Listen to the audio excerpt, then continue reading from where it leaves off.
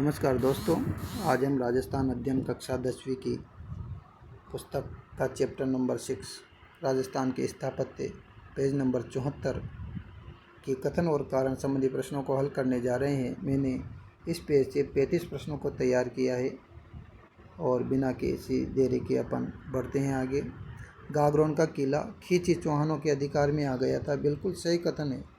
गागरोन का किला डोड परमारों के द्वारा बनवाया गया था और आहू और काली सिंध नदियों के संगम पर यह स्थित है और जो है यह एक ओदुक जल दुर्ग की श्रेणी में आता है और खींची चौहानों के अधिकार में ये आ गया था। यह किला अचलदास खींची की वीरता को याद दिलाता है। बहुत ही इम्पोर्टेंट कैरेक्टर ये अचलदास खींची। तो अचलदास खींची की जो वीरता है उसको याद दिलाता है गागरोन का किला। तो ए और आर दोनों कथन सही है। आर ए की सही व्याख्या करता है। अचलदास खींची 1423 में मांडू के सुल्तान होशंग शाह से लड़ते हुए वीर गति को प्राप्त हो गए थे। क्वेश्चन पूछा जा सकता है। सबसे पहली बात तो गागरोन का किला खींची चौहानों के अधिकार में आया और खींची में कौन था? अचलदास खींची था। उसने बहुत वीरता के साथ युद्ध किया और सन 1423 की बात है। 1423 में मांडू का सुल्तान कौन था? होशंग शाह। तो मांडू के सुल्तान होशंग शाह से लड़ते हुए वीर गति को प्राप्त हो गए। एकदम सही बात है। अचलदास खींची गागरोन किले की क्या कर रहे थे? रक्षा कर रहे थे। और किससे लड़े? होशंग शाह से।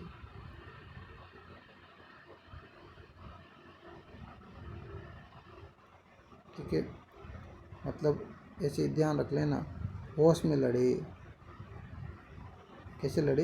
होश में लड़े। किससे लड़े? अचलदास खींची होश में लड़े, यानी कि होशंग शाह से लड़े। कब लड़े? 1423 में। 1423 में होश में लड़े, यानी कि होशंग शाह से लड़े और वीर गति को प्राप्त हो गए गागरोन की रक्षा करते हुए। ए और आर दोनों कथन सही है। आर ए की सही व्याख्या है। 1423 में अचलदास खींची और होशंग शाह के बीच क्या हुआ?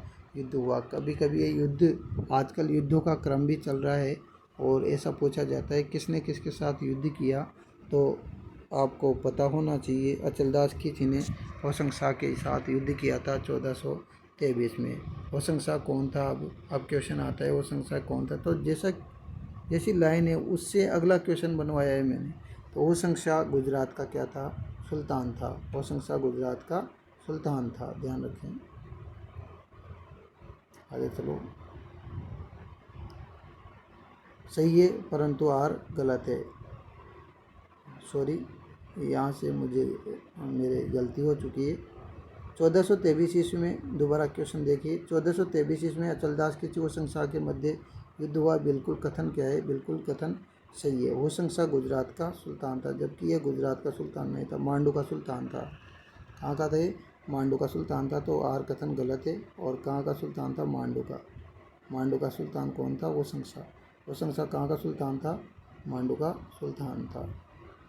आगे देखो। संत पीपा की छतरी गागरोन में स्थित है। संत पीपा की छतरी कहाँ पर है? गागरोन के किले में। गागरोन का किला धार्मिक और सांस्कृतिक दृष्टि से महत्वपूर्ण स्थल रहा है। दोनों कथन सही है और आर्य की सही व्याख्या कर रहा है। और संत पीपा की छतरी तो गागरोन में, और संत पीपा की जो गुफा है वो कहाँ पर है? कमेंट करके बताएं। वैसे संत पीपा की गुफा कहाँ पर स्थित है? टोडा रायसिंग टोंक में संत पीपा की गुफा स्थित है।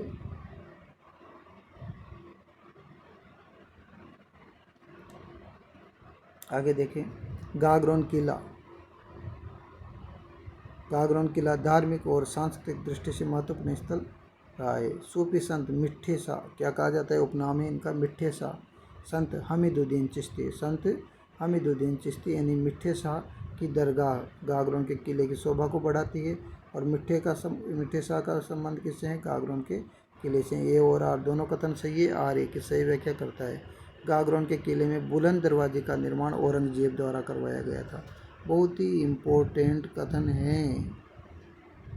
बहुत ही इम्पोर्टेंट कथन है। गागरोन के किले में जो बुलंद दरवाज़ा बना हुआ है, उस बुलंद दरवाजे का निर्माण किसके द्वारा करवाया गया था? बुलंद दरवाजे का निर्माण औरंगजेब के द्वारा करवाया गया था। है ना, गागरोन के किले में बुलंद दरवाजे का निर्माण औरंगजेब के द्वारा करवाया गया था। आगे देखें, औरंगजेब ने गागरोन किले पर अपने शासनकाल में स्थापत्य कार्य करवाए। औरंगजेब ने बुलंद दरवाजे का निर्माण करवाया। ध्यान रखें, जो गागरोन में स्थित है। दोनों कथन सही है और आर्य की सही व्याख्या करता है। बुलंद दरवाज़ा गागरोन के किले में स्थित है और इसका निर्माण अकबर ने करवाया था। यहीं पर तो मात खा गए हम, यहीं पर तो मात खा गए। गागरोन के किले में बुलंद दरवाज़ा है, लेकिन इसका जो निर्माण करवाया है वो किसने करवाया है? औरंगजेब ने। किसने करवाया? औरंगजेब ने इसका निर्माण करवाया है, औरंगजेब।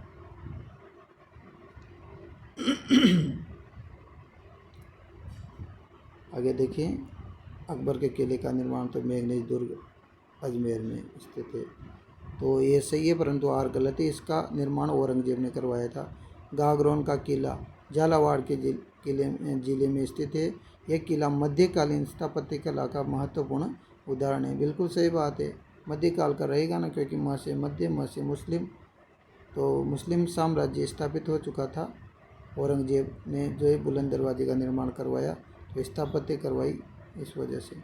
जयगढ़ दुर्ग मध्यकालीन भारत की प्रमुख सैनिक इमारतों में से एक है। सैनिक इमारतों में जयगढ़ दुर्ग, बिल्कुल जयगढ़ दुर्ग जो है सैनिक इमारतों में से एक है। और सबसे फेमस और इम्पोर्टेंट क्वेश्चन, यहाँ पर सबसे बड़ा तोप डालने का कारखाना है। तोप डालने का कारखाना कहाँ पर है? जयगढ़ दुर्ग में। जयगढ़ जो दुर्ग होता है वह मध्यकालीन भारत के प्रमुख सैनिक इमारतों में से एक है, क्योंकि राजपूत शासकों के मुगल काल के साथ मुगल शासन में मधुर संबंध स्थापित हो चुके थे और लोग पहाड़ी इलाकों से वे समतल मैदानों पर आकर के दुर्गों और महलों का निर्माण करने लग गए थे। तो दोनों कथन क्या है? बिल्कुल सही है। तोप डालने का सबसे बड़ा कारखाना जयगढ़ दुर्ग में स्थित है, तो ए और आर दोनों सही है। आर ए की सही व्याख्या करता है। जयगढ़ दुर्ग में तोप डालने का विशाल कारखाना है, शायद ही किसी अन्य भारतीय दुर्ग में रहा हो। बिल्कुल कथन एकदम सही है। जयगढ़ दुर्ग का निर्माण केवल विश्राम स्थल के रूप में करवाया गया था। ये सबसे बड़ा गलत क्वेश्चन है। वैसे भी आप क्लोसेस पहचान जाइए, केवल ज़्यादातर प्रश्नों में केवल दे रखा होता है, तो लगभग 95% चांस होता है कि वो गलत होगा। आगे देखो, जय बाण तोप एशिया की सबसे बड़ी तोप, इम्पोर्टेंट क्वेश्चन है। जय बाण जो तोप है वह जयगढ़ दुर्ग में स्थित है। जय बाण तोप, तो जय बाण तोप एशिया की सबसे बड़ी तोप है। जय बाण तोप जयगढ़ किले में रखी हुई है। आगे चलो, अगला क्वेश्चन, ए और आर दोनों सही है। आर एक ही सही व्याख्या करता है। जयगढ़ किला अपने विशाल पानी के टांकों के लिए, बिल्कुल पानी के टांकों के लिए जाना जाता है। और इस किले में, क्योंकि इस किले में जल संरक्षण की उत्कृष्ट व्यवस्था थी। ए और आर दोनों कथन सही है तथा आर एक की सही व्याख्या करता है। जयगढ़ किले को वर्तमान स्वरूप सवाई जयसिंह ने प्रदान किया था। इसके निर्माण और विस्तार में विभिन्न कछावा शासकों का योगदान रहा। कछावा शासकों का योगदान रहा, बिल्कुल। जयगढ़ किले को वर्तमान जो स्वरूप था वो किसने दिया था? जयसिंह के द्वारा वर्तमान स्वरूप, सवाई जयसिंह के द्वारा इसको जो है वर्तमान स्वरूप दिया गया था। सवाई जयसिंह, किसको? जयगढ़ को। तो जयगढ़ से ध्यान रखना, जयसिंह, सवाई जयसिंह, जयगढ़ से सवाई जयसिंह। जयगढ़ को रहस्यमय दुर्ग भी कहा जाता है, तिलिस्मी दुर्ग कहा जाता है जयगढ़ को। इसमें कई गुप्त सुरंगें भी स्थित है। ए और आर दोनों कथन सही है। आर ए की सही व्याख्या करता है। जयगढ़ दुर्ग आमेर जयपुर में स्थित है। जयगढ़ जो दुर्ग है आमेर जयपुर में स्थित है। जयगढ़ दुर्ग का निर्माण राठौड़ वंश के राजाओं ने करवाया था। यह कथन बिल्कुल गलत है। राठौड़ क्या लेने आएंगे यहाँ पे? राठौड़ तो कहाँ पर थे? राठौड़ थे मारवाड़ में। कहाँ पर थे? मारवाड़ में। मारवाड़ यानी कि जोधपुर में। जोधपुर में कौन थे? राठौड़। तो राठौड़ तो जोधपुर में थे, तो राठौड़ यहाँ क्या लेने आएंगे? तो यहाँ पर थे जयगढ़ में, यानी जयपुर में। तो कछावा शासकों का शासन था, तो आर कथन गलत है, ए बिल्कुल सही है। जालौर का किला सूखड़ी नदी के किनारे बसा हुआ है। जालौर, तो जालौर का ध्यान रखना। जालौर का किला कौन सी नदी? सूखड़ी नदी। तो तो जालौर से सोगड़ी ध्यान रखना। जालौर का किला सोनगिरी पहाड़ी पर भी स्थित है, सोनगिरी पहाड़ी पर बना हुआ है बिल्कुल।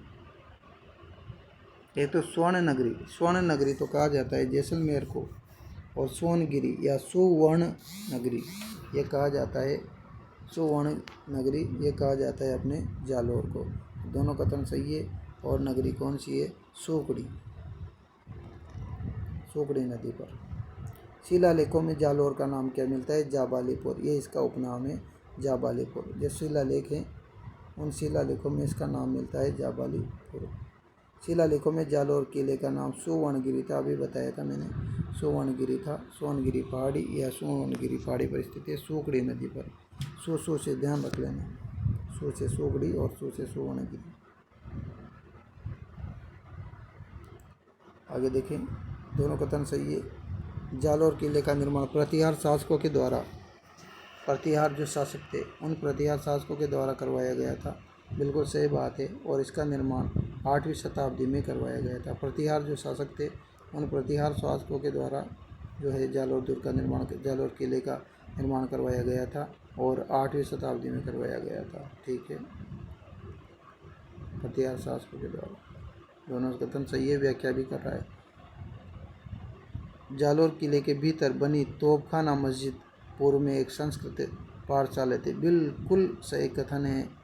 और इस संस्कृत पाठशाला का निर्माण परमार शासक भोज द्वारा करवाया गया था। बस ध्यान रखें, ये चीज़ इम्पोर्टेंट है। जालौर का जो किला था उसके भीतर बनी कौन सी मस्जिद थी? तोपखाना मस्जिद। कौन सी मस्जिद थी? तोपखाना मस्जिद बनी हुई थी। जालौर के किले के भीतर जो तोपखाना मस्जिद बनी है वो पूर्व में क्या थी? इसके पहले जो तोपखाना मस्जिद बनी हुई है वो पहले क्या थी? संस्कृत पाठशाला थी। और संस्कृत पाठशाला का निर्माण परमार शासक कौन था? भोज। परमार शासक भोज के द्वारा संस्कृत पाठशाला का निर्माण करवाया गया था। दोनों कथन सही है और आर्य की सही व्याख्या करता है। कानड़ देव चौहान जालौर का प्रसिद्ध शासक था, बिल्कुल सही बात है। कानड़ देव 305 से 311 अलाउद्दीन खिलजी से युद्ध लड़ते हुए वीर गति को प्राप्त हो गया। दोनों कथन सही है। 1305 से 1311 इसका शासनकाल है, 1305 से 1311 के इसका कानड़ देव का। अलाउद्दीन खिलजी से लड़ते हुए वीर गति को प्राप्त हो गया। उसके बाद देखो, ये और आर दोनों कथन सही है, आर्य की सही व्याख्या करता है। अलाउद्दीन खिलजी का युद्ध जालौर के शासक कानड़ देव चौहान से हुआ, बिल्कुल सही है। कब हुआ? 1305 से 1311 ईस्वी की समय अवधि के दौरान घटित घटनाक्रमों से संबंधित था। दोनों कथन सही है, आर्य की सही व्याख्या करता है। जैसलमेर को राजस्थान की स्वर्ण नगरी कहा जाता है, बिल्कुल सही बात है। जैसलमेर का किला त्रिकूट पहाड़ी पर पीले पत्थरों से निर्मित है, तो पीले पत्थरों से निर्मित होने के कारण स्वर्णगिरी कहा जाता है, तो बिल्कुल सही बात है। त्रिकूट पहाड़ी पर स्थित है, दोनों कथन सही है, आर्य की सही व्याख्या करता है। बस त्रिकूट पहाड़ी ध्यान रखें।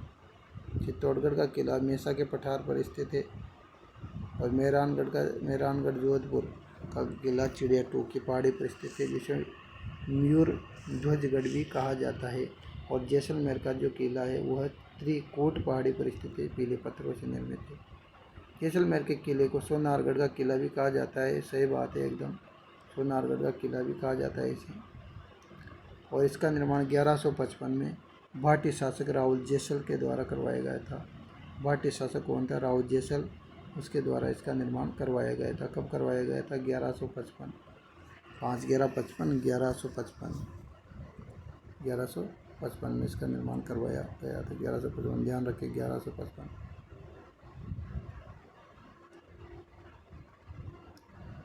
दोनों कथन सही है। और सोनारगढ़ किले के बारे में तो बताए, तो व्याख्या भी कर रहा है। जैसलमेर किले के चारों ओर विशाल मरुस्थल फैला हुआ है, तो जैसलमेर तो मरुस्थल का भूभाग है सही। यह किला थार के रेगिस्तान भूभाग में स्थित है, दोनों कथन सही है, आर्य की सही व्याख्या भी है। जैसलमेर किले के बारे में कहावत है, अब जब चारों तरफ क्या, अब देखो इस कहावत को कैसे याद कर सकते हैं?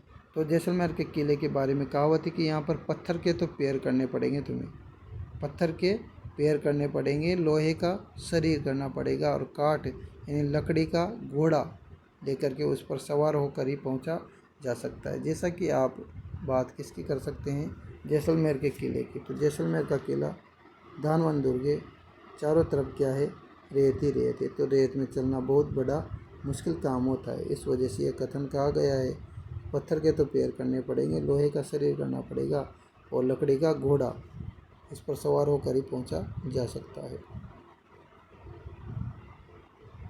याद करने की ट्रिक है बस। यह दुर्ग अत्यंत दुर्गम मरुस्थलीय इलाके में स्थित है और ए और आर दोनों कथन सही है, आर्य की सही व्याख्या है। दूर से देखने पर, ये इम्पोर्टेंट कथन, ये जो कथन आ रहा है, अगला क्वेश्चन आ रहा है, दूर से देखने पर जैसलमेर का किला पहाड़ी पर लंगर डाले हुए एक जहाज के समान प्रतीत होता है। जैसा कि ट्रिक से याद कर सकते हैं कि आपने अभी बताया भाई ये कहाँ पे था, ये रेत में था। तो रेत में पहुँचने के लिए तो बहुत बड़ी बात हो जाएगी, पत्थर का पैर करना पड़ेगा, लोहे का शरीर करना पड़ेगा, काठ का घोड़ा करना पड़ेगा। तो सीधी सी बात है, कोई व्यक्ति दूर से देखेगा तो कैसे लगेगा, ये लंगर की तरह लगेगा, लंगर डाले हुए एक जहाज की तरह प्रतीत होएगा। सीधी सी बात है, दूर से देखेंगे क्योंकि रेत में तो दूर दूर तक कोई नहीं दिखाई देता, तो दिखेगा तो क्या दिखेगा, एक जहाज दिखेगा, है ना। और वैसे भी रेत में जहाज कहाँ से आएगा, तो ऑपोजिट बात आ गई ना। तो ऐसे भी आप ध्यान रख सकते हो। तो मेरा अपन कह सकते हैं सोनारगढ़ जैसलमेर का जो किला है वह लंगर डाले हुए जहाज जैसा प्रतीत होता है। कारण क्या है इसका, यह विशाल दुर्ग त्रिकुट पहाड़ की ऊंचाई पर फैला हुआ है। लंगर डाले हुए क्यों प्रतीत होता है ये जहाज की तरह, क्योंकि ये त्रिकुट जो पहाड़ी है उसकी ऊंचाई पर फैला हुआ है।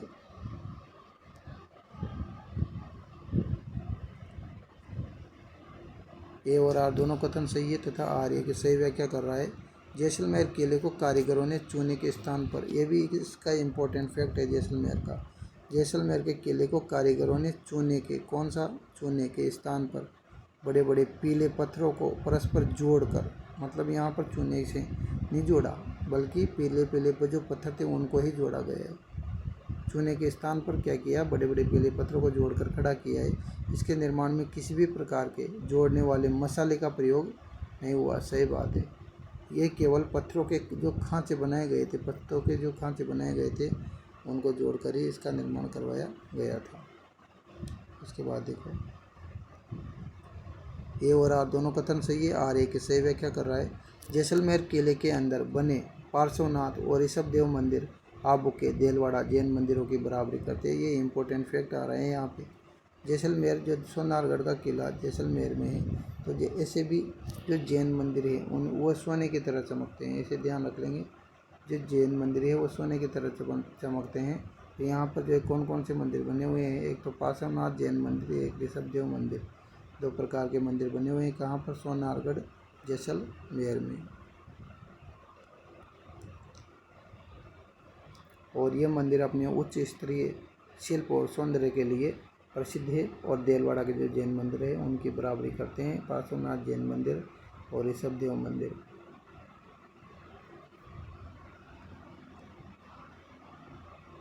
ए और आर दोनों कथन सही है, आर ए की सही व्याख्या करता है। जैसलमेर दुर्ग में भव्य जैन मंदिर निर्मित है, बिल्कुल सही बात है। पार्श्वनाथ जैन मंदिर और ऋषभ देव मंदिर इस दुर्ग के भीतर स्थित है, दोनों कथन सही है, आर ए की सही व्याख्या कर रहा है। जैसलमेर दुर्ग के महलों में रंग महल, मोती महल और गजविलास है। एक तो रंग महल भी है, लालगढ़ बीकानेर में भी था रंग महल, मोती महल उसमें भी था शायद, मोती महल था, और एक गजविलास प्रसिद्ध है। तो ये महल किले के स्थापत्य सौंदर्य का अद्भुत उदाहरण है। एक तो हो गया रंग महल, एक हो गया मोती महल, एक हो गया गजविलास।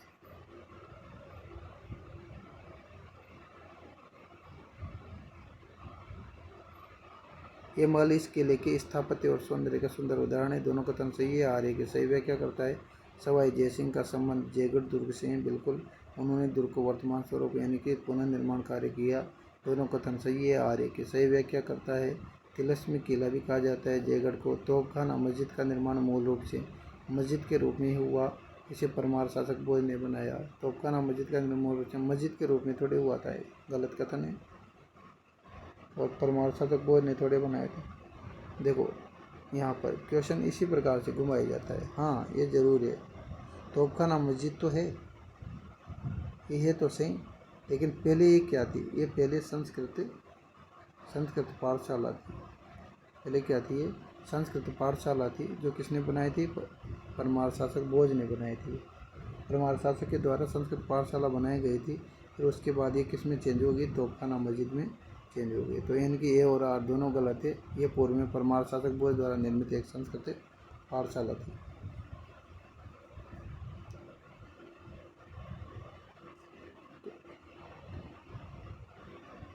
जालौर का किला त्रिकुट पहाड़ी पर बना हुआ है, बिल्कुल गलत कथन है। तो वह जालौर का किला थोड़ी बना हुआ है। जालौर का किला त्रिकुट पहाड़ी पर थोड़ी है। सोनारगढ़ जैसलमेर का किला है त्रिकुट पहाड़ी पर। तो त्रिकुट पहाड़ी पर कौन है, सोनारगढ़ जैसलमेर का किला त्रिकुट पहाड़ी पर है।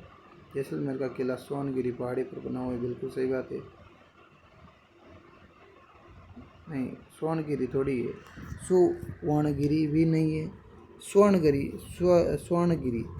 इसका जो डिफरेंस यही है। इसको तो कहा जाता है स्वर्णगिरी। स्वर्णगिरी आएगा तो क्या आएगा, जैसलमेर आएगा। और सुवर्णगिरी आएगा, सुवर्णगिरी आएगा तो जालौर आएगा। ठीक है, तो यहाँ पे आ रहा है सोनगिरी। तो सोनगिरी तो कहाँ की पहाड़ी है, जालौर की पहाड़ी है। ठीक है, और सोननगरी जैसलमेर है। तो त्रिकुट पहाड़ी पर तो जैसलमेर का किला बना हुआ है। ये और आर दोनों कथन सही है। जालौर का किला सोनगिरी पहाड़ी पर और जैसलमेर का किला त्रिकुट पहाड़ी पर स्थित है। तो देखो इसमें यही तो मिस्टेक किया है, इधर का तो कर दिया इधर और इधर का कर दिया इधर। तो जैसलमेर का त्रिकुट पहाड़ी पर, जालौर का सोनगिरी पहाड़ी पर। जैसलमेर के किले का निर्माण कब हुआ था, 1155, 5/11/55 जैसल भाटी के द्वारा इसका निर्माण करवाया गया था। इसके निर्माता भाटी शासक राव जैसल थे। दोनों कथन सही है, सही व्याख्या भी है। जयगढ़ किले में गुप्त सुरंगें हैं। इन सुरंगों के कारण ही जयगढ़ को क्या कहा जाता है, रहस्यमय दुर्ग कहा जाता है, सुरंगों की वजह से। दोनों कथन सही है, आर्य की सही व्याख्या करता है। अब अगला वीडियो अपना पेज नंबर 75 का आएगा। तो वीडियो देखने के लिए आपका बहुत बहुत धन्यवाद। चैनल को लाइक करें, सब्सक्राइब करें और अपना प्यार दें। धन्यवाद।